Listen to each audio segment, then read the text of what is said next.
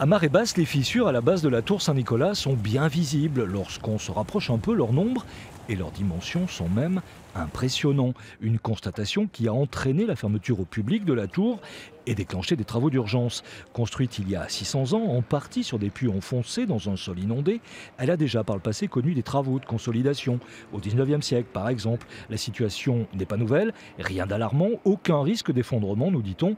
À l'intérieur, l'étayage de la salle basse a débuté et à l'extérieur, un échafaudage est en place pour d'ici la fin du mois d'avril cercler le pied de la tour.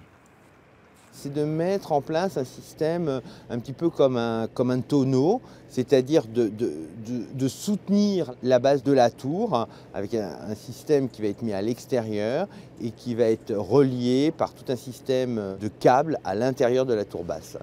En face de l'édifice, un système de surveillance est installé pour capter d'éventuels mouvements imperceptibles de la tour. Depuis sa mise en place, là encore, rien d'alarmant, des relevés qui seront utilisés plus tard pour une prochaine période de travaux. L'idée, c'est d'abord de sécuriser. Après, on passera à une seconde étape qui est l'étape des études sur la stabilité de la tour. Et puis, bien sûr, une période de restauration. En attendant, les travaux d'urgence vont se poursuivre jusqu'à fin juin. La tour doit être rendue au public pour la saison estivale.